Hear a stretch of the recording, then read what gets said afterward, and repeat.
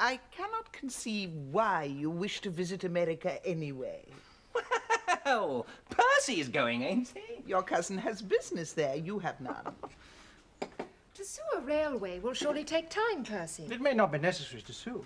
My clients would be happy to settle. That is what I go to investigate. And you, James, what do you go to investigate? I go for the lark, Mother, and for the further observation of humanity. Bear in mind, please, that humanity of the American variety will also be observing you, especially the young women. Oh, Mother! I hear the American girls are extremely forward. Isn't that so, Captain Littledale? Well, they're certainly more free than an English girl. Free. Why is it that this generation will never use a hard word when a soft one will do? For free you may read loose and bold and predatory, put an English marquis down in their midst. Oh, fiddlesticks, Mother. I'm sure that they are the best-hearted people in the world. Percy, I look to you. You are older than my son. You are certainly wiser. Keep him within bounds. And who, pray, will keep Percy within bounds? That's slander, Julia. I would be very happy to think so. And then consider your happiness assured. Our American cousins are not to be tested. How do you know? You've never met any.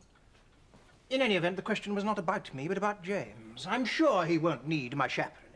Be that as it may, I want your promise, James, that you will write to me. Oh, Mother! Once a week. What? The whole of the time that you are there. Once a week? I should have thought it was the very least a mother could ask. Oh, very well. I shall see you in the morning before you leave. Mother? No, Grace. Grace? Julia. Lady Julia? A little drop more brandy for anyone. Thank you, no. I have an early appointment tomorrow before we go. And I'll just write the letter I promised, then I must go too. Westgate's a capital fellow. Tremendously hospitable. And he knows everyone in New York. Trust him to put you into circulation. Oh, he's got a tremendously pretty wife, too. I shall write a whole lot of lies about you, so you should be well received. It's a rum-looking place, New York. It's very odd. All that chocolate-colored stone and white marble. Pity it's so beastly hot. New York's on a low latitude. It's a southern city by our standards. I dare say. I do wish J.L. Westgate would put in an appearance. He won't be long. Our hotel restaurant last night. Open to the street and all that. It was rather like Paris. There's mainly the French waiters. Why don't they have French waiters in London? I say, imagine a French waiter at a club. You know, in Paris, I'm rather apt to dine at a place where they have an English waiter. And they always set this English waiter at me. I suppose they think I can't speak French. No more you can.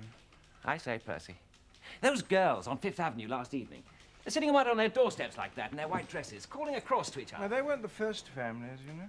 The first families get out of New York for the summer. Well, I know they weren't the first families. Well, what about it, then? Well, it's just that one had the impression that if one were to have wished them good evening... We must not begin by making mistakes. They were perfectly respectable young ladies. You really must get used to the American style, my dear chap. No, but the fellow on the boat told us. Well, you know he told us. Well, never mind what he told us.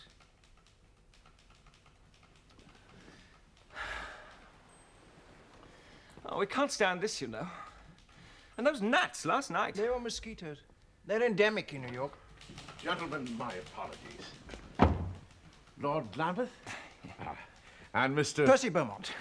Well, this is very pleasant indeed. Do be seated, gentlemen. How are you standing up to the heat? Well, I can't say we like it.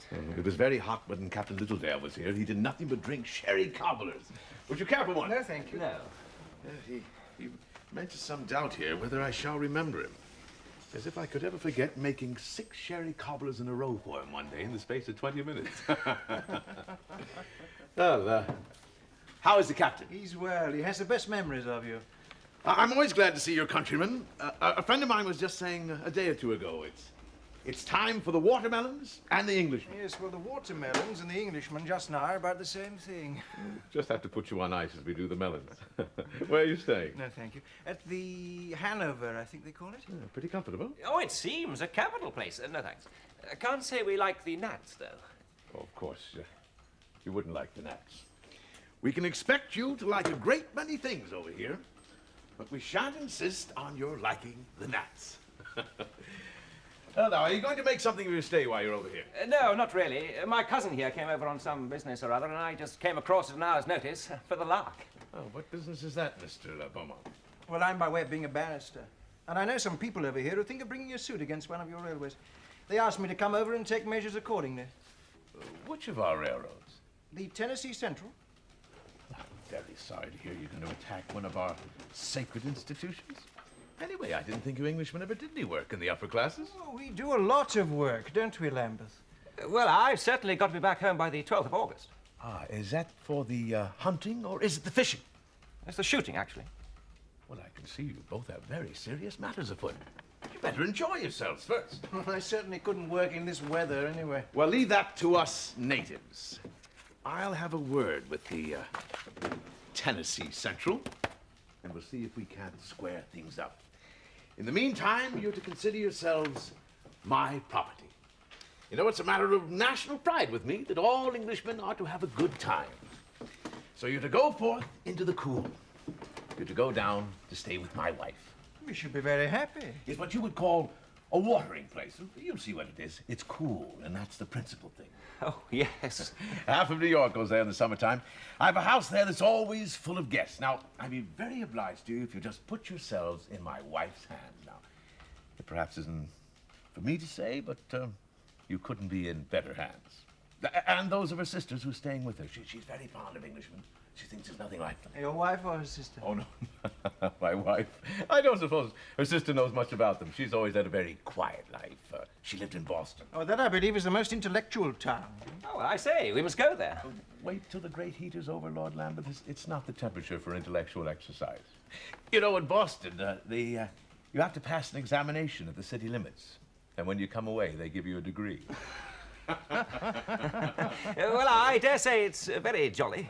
Well, I'll write my wife by this afternoon's mail, and tomorrow she and her sister Bessie will be expecting you. It's really most extraordinarily kind of you. Now, the boat leaves from this part of the city, so I'll send out now to get you a cabin. A boat? Well, I say. If you'll call for me here at 4:30 this afternoon, I'll go with you to see that you get on board. And then in a few days, I'll join you down in Newport, see how you're getting on. Well, gentlemen, it's a great pleasure having you both here. Till this afternoon, then. Thanks. I fancy him thinking we do no work in England. I don't know how you, of all people, could support such a slug. Well, I suppose they don't know very much about England over here. He was devilish civil. Nothing certainly could have been more civil. Littledale said his wife was great fun. Whose wife? Mrs. Westgate.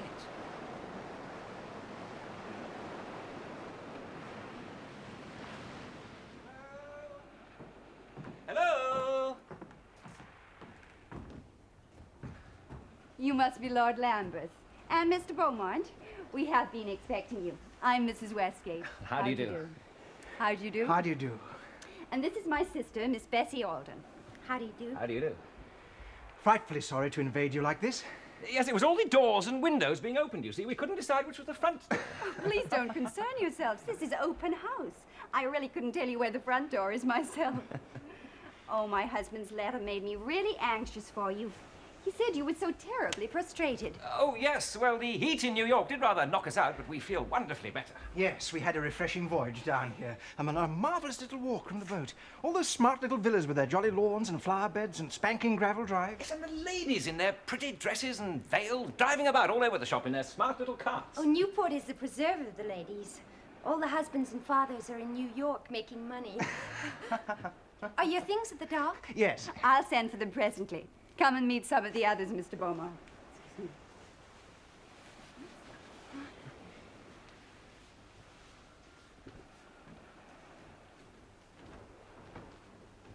My husband tells me that you are friends of Captain Littledale. He is such a charming man. Englishmen are so popular here. He had a lovely time here. It could not have been pleasanter for him in his own country. Though I suppose it is pleasant in England for English people. Have you been there much? Oh, very little. All I know of England is London, and all I know of London is Brown's Hotel in Dover Street. Do you know it? Yes, I believe so. Oh, always get my hats in Paris. You can't wear an English hat unless you dress your hair in the English fashion. Now, in Paris, they try to suit your peculiarities, but in London, you have to suit theirs. Oh, dear. I dare say you think I don't take a favorable view. But you know you can't take a favorable view in Dover Street in the month of November. It's not the best month of the year. There was always the most frightful fog. I couldn't see to try things on. When I got back to America, in the light, I usually found they were twice too big. That's the most fearful exaggeration I've ever heard. The next time, I mean to go in the season. I think I shall go next year. I want very much to take my sister. She has never been. Jolly place, isn't it? Very jolly place to sit. It's very charming. It's a pity you couldn't have brought my brother-in-law with you. It must be dreadful in New York. Oh, it is. Still, I dare say he's very busy. He certainly seemed so. Well, the gentlemen in America work too hard. Oh, do they? Well, I dare say they like it. I don't like it. One never sees them. I suppose you think that's very strange. Only, you see, we don't have a leisure class over here. Still, I dare say it's very jolly here all the same. I mean, you must have lots of balls and parties and so forth. Well, there is a great deal going on. There are not so many balls, but there are a great many other things. But I thought you Americans were always dancing. I suppose we do dance a good deal, though I have not seen much of it. But not in summer, and certainly we don't have so many dances as you do in England. Really? You will not think much of our gaieties. Those things with us are much less splendid than they are in England. Now, I fancy you don't mean that. I assure you, I mean everything I say. Always. Certainly, from what I have read in English novels, it is very different. Ah, now, you must not go by the novels. You know, those things are very often described by chaps who know nothing about it. Now, you must not go by the novels. But I must go by them. When I read Thackeray and George Eliot, how could I not go by them? Ah, well, Thackeray and Eliot, I've not read much of them. Don't you suppose they know about society? Oh, yes, I'm sure they do. They were very clever. No, it's those fashionable novels. They're awful rot, you know. Oh, you mean Mrs. Gore, for instance? Well, I've not read that either. I'm afraid you'll think I'm not very intellectual. Reading Mrs. Gore is no proof of intellect. But I like reading everything about English life, even the poor books. I'm so curious about it. But aren't ladies always curious? I don't think so. I don't think we care about enough things. So it's all the more a compliment that I should want to know so much about England. Well, I expect you know a great deal more than I do. I really do think I know a great deal. For a person who's never been there. No, have you really never been there? Never. Except in imagination. Well, fancy. Still, I dare say you'll go there quite soon, won't you? It's the dream of my life. Of course, we haven't your country life. I know that when you are among yourselves in the country, you have the most beautiful time. Oh, I don't know that I go that far. Well, I would. I've heard all about it. Well, we've got nothing like that. Well, you have your equivalent. Oh, no, we have not. Nothing on the same scale. Not that I'm apologizing, mind. Americans are always apologizing. You must have noticed that. No, I can't say that I have. Oh, you must have done. No, I haven't. Of course you have. The American flag has quite gone out of fashion. We've rolled it up like an old tablecloth. Why should we apologize? The English never apologize. So I must say, your sister seems to know a great deal about Englishmen. Well, my sister and I are very different persons. She's been in England several times. She's known a great many English people. Oh, but you must have met some too, surely. I don't think I've ever spoken to one before. You're the first Englishman I have ever talked with. Oh, well, I'm sorry I'm not a better specimen. You must remember, you're only the beginning. Oh, dear. Perhaps I shall go to England next year. I want to immensely. My sister Kitty's going to Europe and she's asked me to go with her. Oh, well, now you must come in July. Now, that's when there's most going on. I don't think I can wait till July. By the 1st of May, I shall be very impatient. Very attractive young lady, your sister. I don't know that I should say very attractive, but she's certainly charming when you get to know her. She's very shy. Is she really? Extremely shy. But she's a dear, good girl. She is not in the least a flirt. She simply wouldn't know how. She's very simple and serious. She's lived a great deal in Boston. Ah. She's very cultivated. She's studied immensely and read everything. She's what they call in Boston thoughtful. Oh, Lambeth will be at a loss, I must say. Kitty, I have given out that we're going to London next May, so please conduct yourself accordingly. You had better wait until the time comes. Perhaps next May you won't care so much about London. Mr. Beaumont and I have had a tremendous discussion. We don't agree about anything. It's perfectly delightful. Kitty, I have to go into town. May I have a little red phaeton? Of course you may. Why don't you take Lord Lambeth? If he wants to go, that is. Oh, but I'd love to, if Miss Alden wouldn't mind taking me. I'd be very happy. I'm only going to some shops, but I will show you around and show you the place. Oh, good. Au revoir, Mr. Beaumont. Well, and the same for me, too. What? An American woman who respects herself must buy something every day of her life. If she cannot do it herself, she must send out some member of the family for the purpose. So, Bessie goes forth to fulfill my mission. I'm sure she must have missions of her own.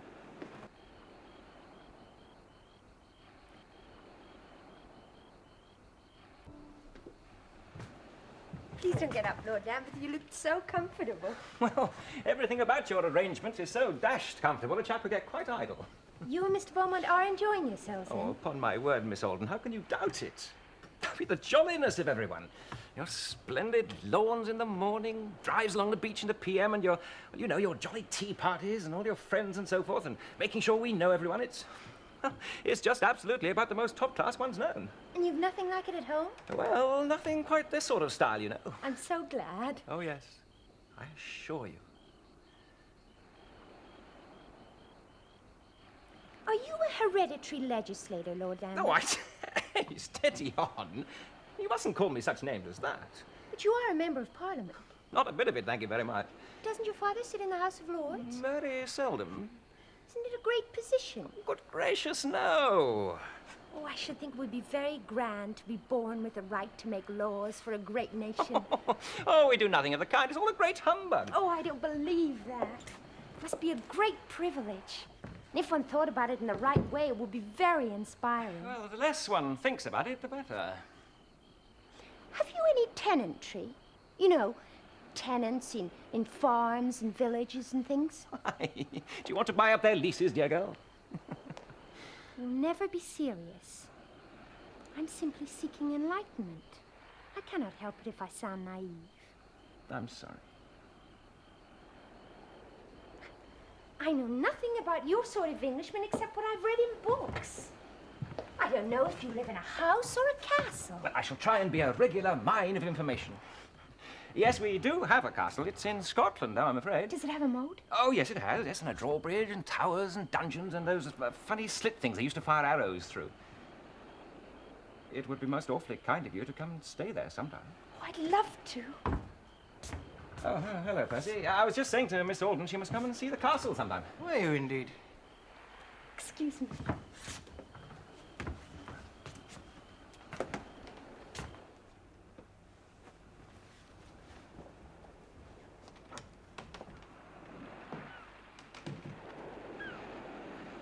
Mr. Beaumont, please tell me about Lord Lambeth's family.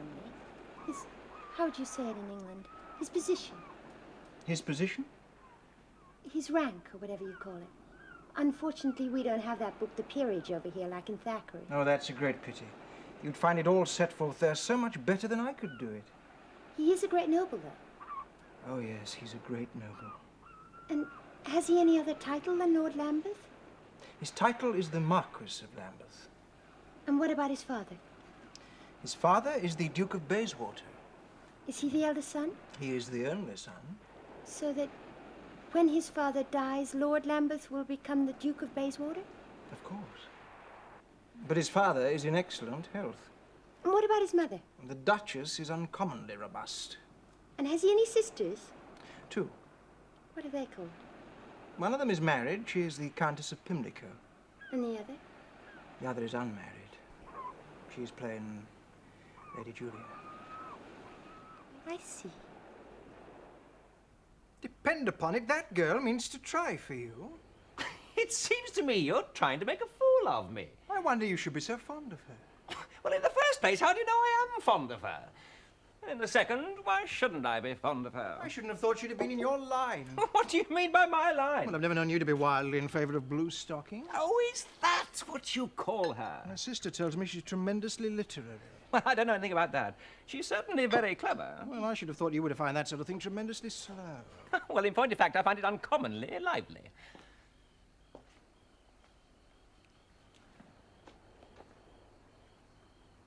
Have you written to your mother, by the way? What?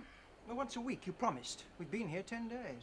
Oh, Lord. If there's one thing I hate worse than a bad horse, it's writing a letter. Well, you did give your word. Well, I'll do it directly after dinner. Oh, what the deuce shall I say? Well, just be free and amusing, you know? As if you were simply talking to her. Tell her what you've been doing, with whom you've been spending most of your time with. That sort of thing. Just a general gossip, you know? Yes, I suppose so. Mr. Beaumont must be in New York by now. Yes. I must say, your brother-in-law has certainly taken him under his wing. He seems to have found Percy the most tremendous shortcut so that he can sort out his business in a friendly way. Well, Mr. Westgate is very influential. Still, you must be used to that sort of thing. Oh? Influence, authority, the power to do good. Oh, I can't compete with Mr. Westgate in that department. Oh, no, not here. But at home in your natural habitat. Hey, steady on. You make me sound like a grizzly bear or an antelope or something. I am no longer deceived by your frivolity, Lord Lambeth. I'm aware now that it's an Englishman's mask. Well, I am glad at any rate, Miss Alden, that you don't wear a mask. That would be a very great pity.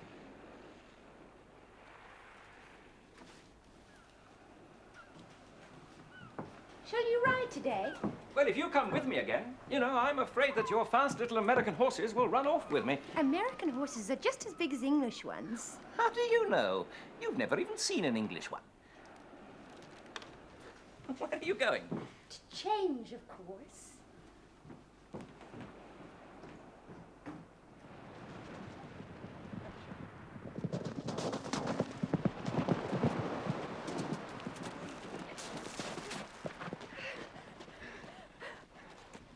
Where do you ride in London? Richmond Park. Near Ladder-style Gate is a very jolly ride.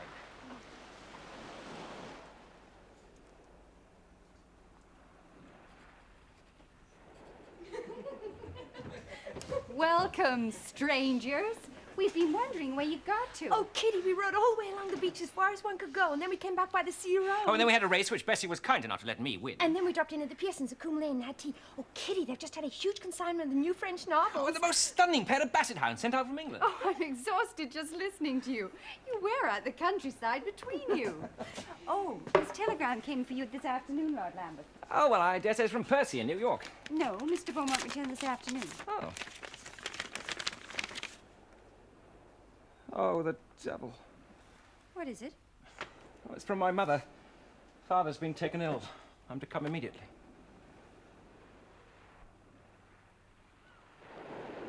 Oh, it's too bad, Bessie. Could have stayed forever. I needn't assure you that if you do come to London next year, I expect to be the first person you inform of it. Oh, if we do come to London, I should think you would hear of it.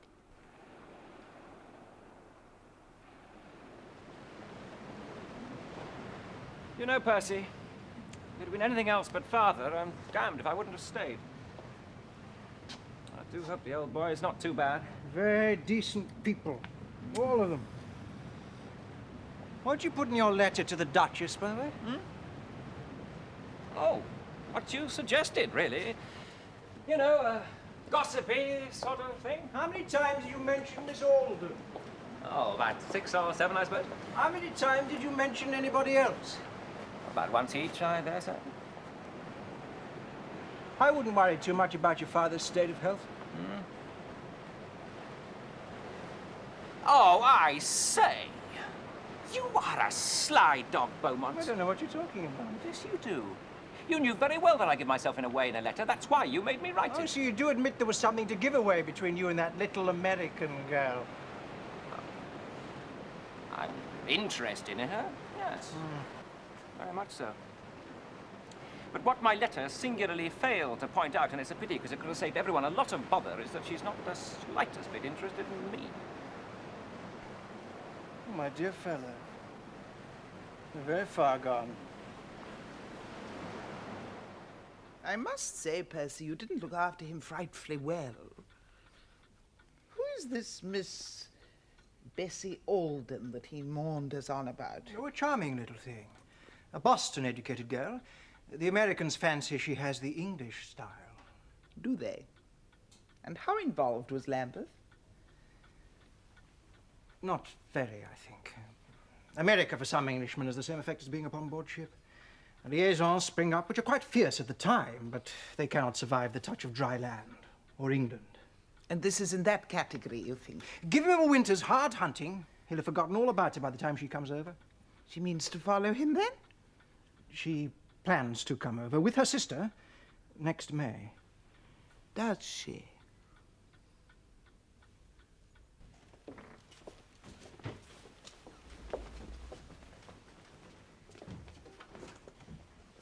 London. I can hardly believe it. And it's just as I imagined it so far anyway. And it'll be so nice already having friends here. What do you mean by friends? Oh, all those English gentlemen whom you have known and entertained. Did you expect them to give us a very grand reception? Well, yes. My poor sweet child. Kitty, don't be such an elder sister. What have I said that's so silly? You're a little too simple. Just a little. It is very becoming, but it does please people at your expense. But I'm certainly too simple to understand you. Shall I tell you a story? If you would be so good. That is what they do to amuse simple people. Did you ever hear of the Duke of Green Arran? I think not. Well, it's no matter. It's a proof of my simplicity. The Duke of Green Arran is what they call in England a great swell. And some 5 years ago, he came to New York with the Butterworths.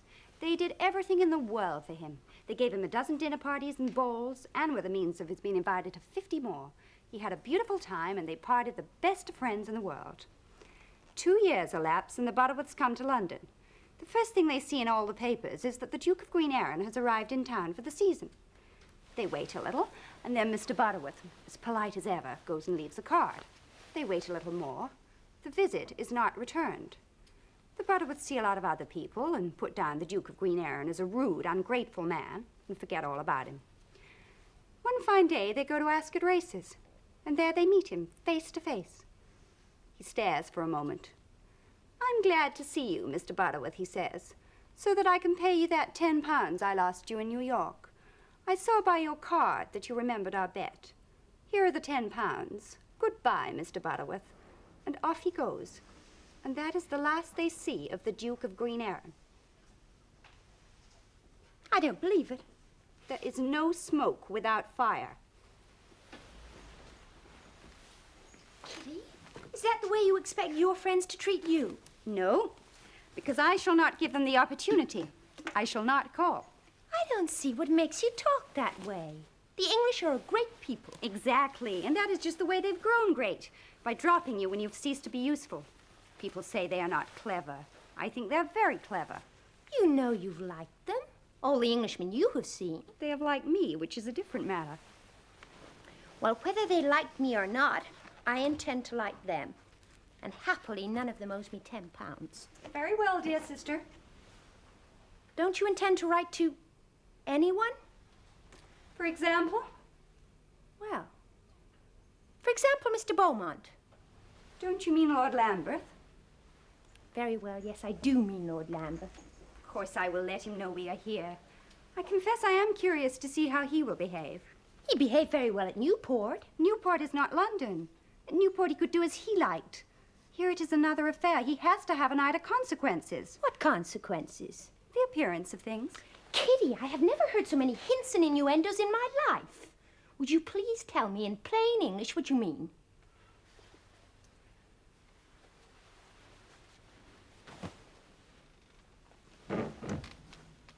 It will be said of you that you have come after Lord Lambeth, that you pursue him. But I have. I do. Bessie, young ladies do not blithely admit that kind of thing. Not even in America. Not even today. I shall not go shouting it along Piccadilly, if that's what you mean.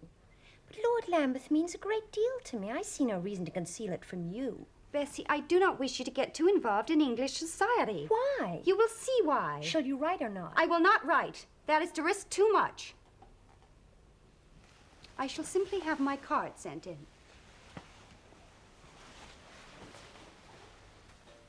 If he thinks you have followed him, he will not come.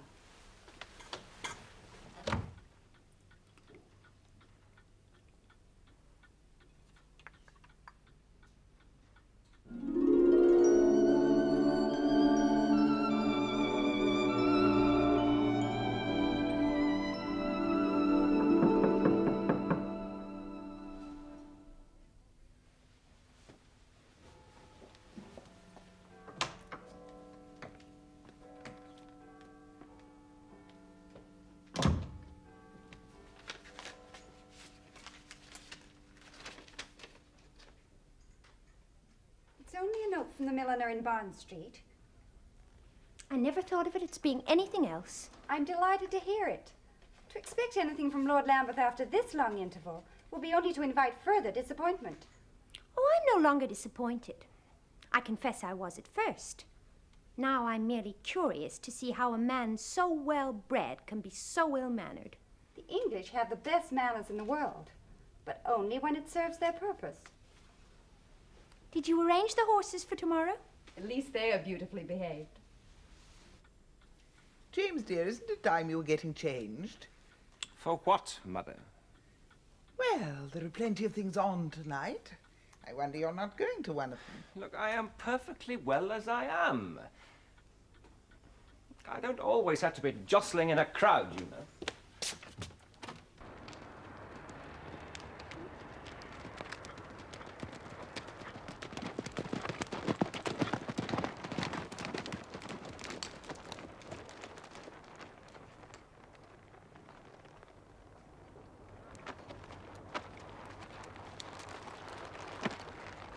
Miss Alden and Mrs. Westgate. Oh, really, you know, you might have let a man know you were here. You mean you really didn't know? No, upon my honour. Well, admittedly, I've only been in town 3 weeks, but you must have been hiding yourselves away. I've not seen you anywhere. But we sent You are up... too tall to stand up, Lord Lambeth. You are only tolerable when you sit down. Be so good as to take a chair. I must say, it was jolly lucky you chose that particular spot to ride. What made you pick it? Oh, pure chance. Oh.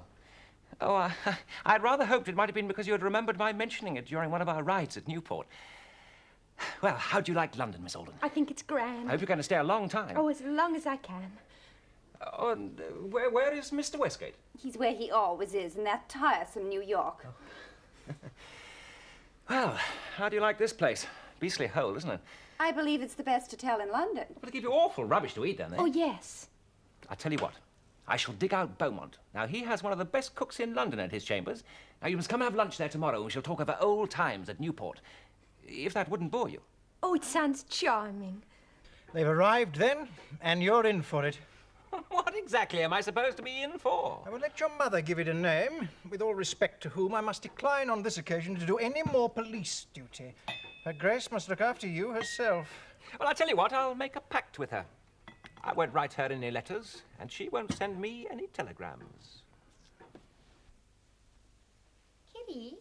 Why did you stop me saying today that you had sent your card? Because it was perfectly obvious that Lord Lambeth really hadn't had it.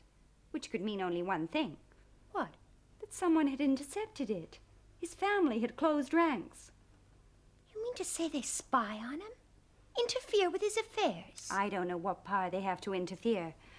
But I do know that a British mamma may worry her son's life out. I agree with Lord Lambeth, Mr. Beaumont. You do have the best cook in London. How did you catch her? It's very simple, my dear. Just by being a bachelor, we're more appreciative. Oh, shame on you, sir. I protest, it's the absolute. Now tell me, what have you been doing with yourselves all this time? Oh, lots. There's lots more I mean to do. On Thursday, I'm going to the Tower. The Tower? The Tower of London. Did you never hear of it? Yes, I've been there. I was taken there by my governess when I was 6 years old. It's a rum idea you're wanting to go there. Oh, do give me some more rum ideas. I want to see everything of that sort. I'm going to Hampton Court and to Windsor and ever so many other places. I do believe you Americans would go anywhere. I must say London is a great deal brighter and prettier just now with all the flowers. I'm glad you think so. I have no doubt it is very charming for all you people and that you all amuse yourselves immensely. Everything is so beautifully arranged for you English. But it seems to me that we arrange things very well for you Americans, do we not? Do you complain of our hospitality? No, if one doesn't mind being patronized. Do you know what happened to me the last time I was here? A lady sent me a message that I was at liberty to come and see her. Oh, dear, I hope you didn't go. No. We wish to go to Parliament. That's one of the prime things. Oh, but it would bore you to death. We wish to hear you speak. Oh, but I never speak, except to young ladies. Oh, very strange. I don't think I approve of you. Oh, now don't be severe, Miss Alden. Please don't be too severe. I want you to like me awfully. Like you awfully? Well, you must not laugh at me then when I make mistakes. I consider it my right as a free-born American to make as many mistakes as I choose. Oh, now, upon my word, I wasn't laughing at you. And not only that, but I hold that all mistakes should be set down to my credit. You must think the better of me for them. But I can't think better of you than I do. You certainly speak very well to young ladies. But why don't you address the House? Isn't that what you call it? Oh, because I have nothing to say. Haven't you a great position? Now, I shall have to put that down as one of your mistakes. To your credit. A little more coffee. No, thank you. Mrs. Westgate? Yes, please. No, but I do wish you'd let me come with you to Windsor and Hampton Court and all those other places. Well, we'd be very happy to accept your company, sir. And, of course, I shall be delighted to show you the Houses of Parliament someday that suits you. There are lots of things I want to do for you. I want you both to have a splendid time. Thank you. And then I should like very much to present some of my friends to you, if that wouldn't bore you. And then, of course, you must come down to Branches. We are much obliged to you, Lord Lambeth. What is Branches? Oh, it's a house in the country. I think you might like it. I'm sure it should be preferred to London in any event. Wouldn't you agree, Mr. Beaumont? If you're trying to bring me to admit that London is an odious place, you'll not succeed. I'm extremely fond of it, and I think it the jolliest place in the world. For you English, of course, I never said the country. Well, where else should we be at home, if not in our own country? I quite agree with a very clever countrywoman of mine. For me, there are only two social positions worth speaking of. That of an American lady, and that of the Emperor of Russia. What do you do with American gentlemen? She leaves them in America. I didn't know the answer. I don't see why Lord Lambeth should. Quite! Now, you can't expect everyone to know as much as you do, Bessie. I should expect you to know a great deal more. But women always know more than men about names and dates and that sort of thing. I mean, remember last week at the town we had about Lady Jane Grey, who knew about Latin and Greek and all the learning of her age. You've lived in the middle of all these things. In the middle of what? Axes and thumbscrews? You belong to a historical family.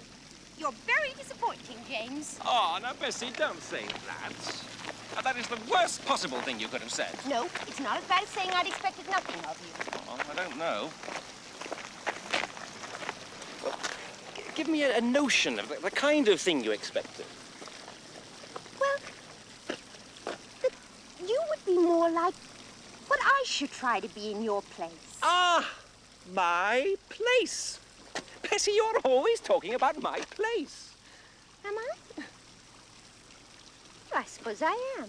I've thought about it a great deal.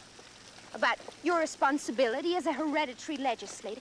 A hereditary legislator ought to know a great many things. But not if he doesn't legislate. Oh, but you will legislate. It's absurd to say you won't. You're very much looked up to here. I'm assured of that. Can't say I've ever noticed it. That's because you're used to it, then.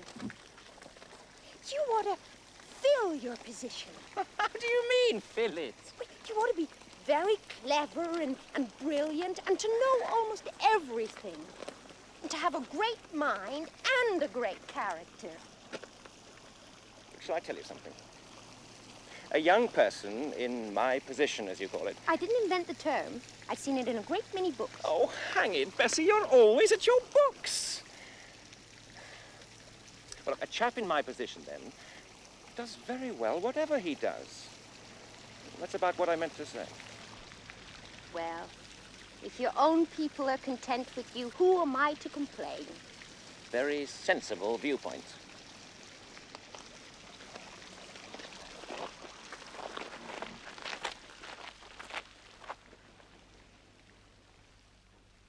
Your mother asks me every time I see her if you're lost. It's rather embarrassing. Why, then, do you go to see her? I do not go to see her, I go to see Julia. Every time I turn up, your mamma pantses. I'm hanged if I'll stop seeing your sister for fear of meeting your mother. What do you tell them when they quiz you about Bessie and me? I tell them that I know nothing about it. Oh, that's devilish considerate of you, Bold. You know, they never question me. Does your mother quiz you, pray, about Julia? No, but her reticence is a different source. My mother approves of Julia. Lucky Percy. Your mamma and Julia say nothing because they're afraid of you. They're afraid of irritating you and making you worse. They think, quite naturally, that when you take to visiting the sights of the metropolis with a little American girl, there is serious cause for alarm. Well, if they interfere, they shall find me dangerous, I promise. Seeing the sights. The historical things, you know, from the books. Today it's Hampton Court.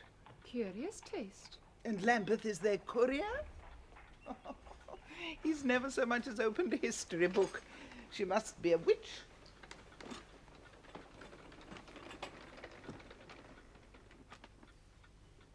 He has asked me to call on her, but I shan't go. James? At your service, ma'am.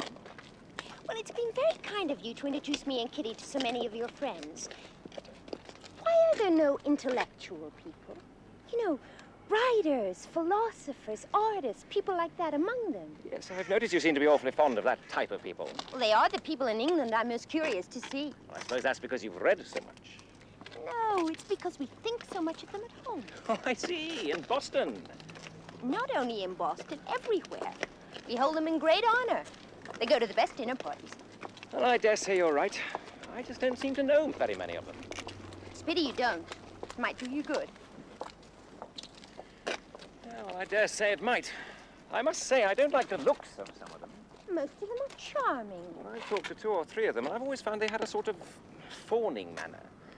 Well, why should they fawn? I'm sure I don't know why, indeed. Maybe you only thought so. Well, that's the type of thing that can't be proved. In America, they don't fawn. Ah, well then, they must be better company.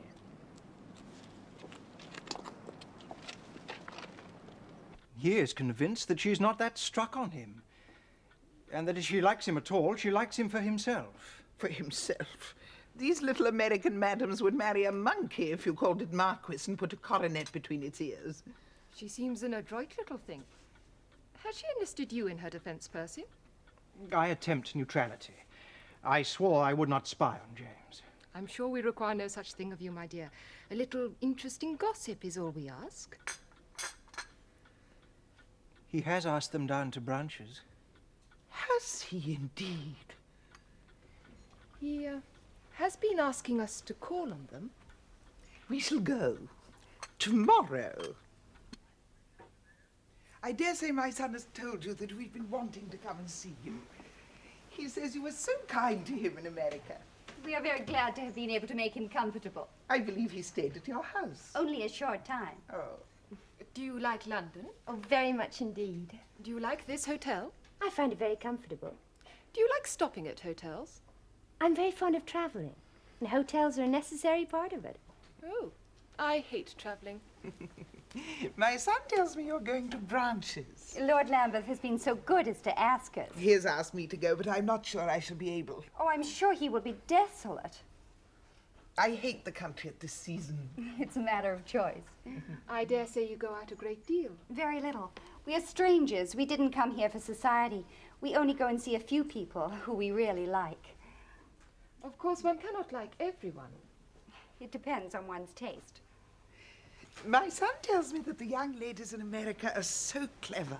I'm glad they made so good an impression on him. He is very susceptible. He thinks everyone clever. And sometimes they are.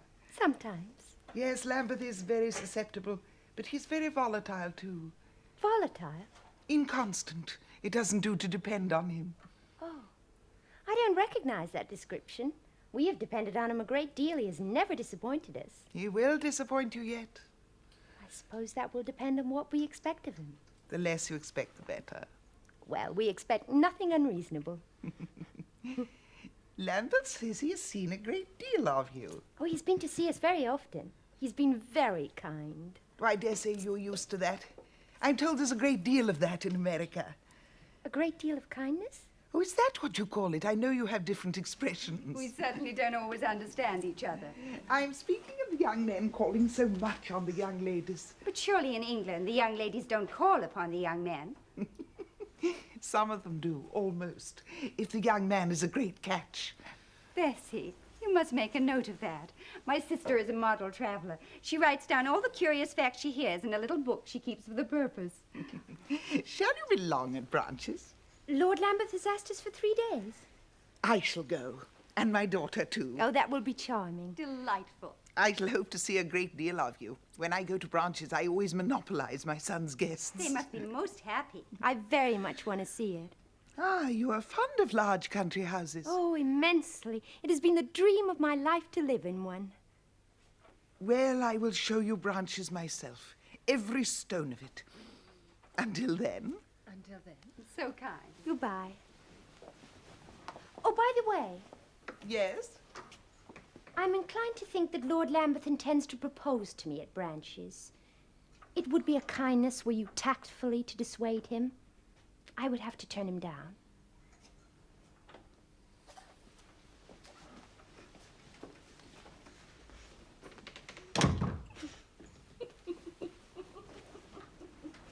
Oh, did you see their faces?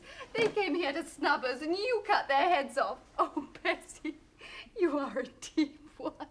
I was sorry to have to tell them, but they were so worried. And I thought it might be kinder to Lord Lambeth. You mean you meant it? Oh, yes. Bessie, why? I do not love you, James. I thought that perhaps I could, but I can't. But I felt that given time.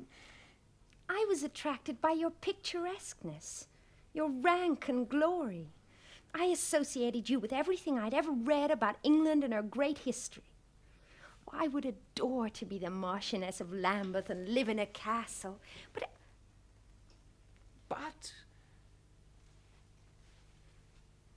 Well, I find that I have a higher conception of what it means to be an aristocrat than you have. At Newport, I thought you were hiding behind a mask.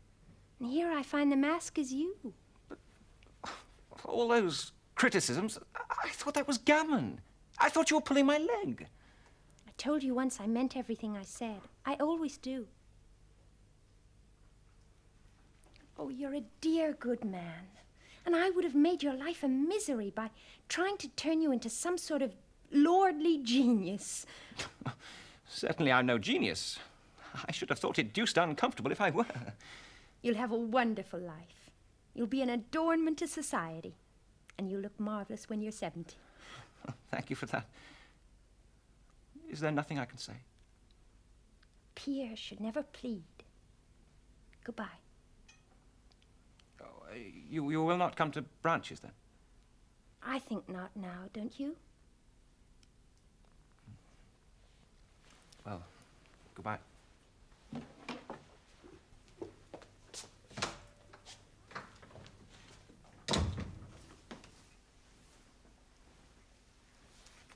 Seems a pity. Didn't you like him just a little bit? Oh, yes, very much. Well, then. I guess he just wasn't good enough for me.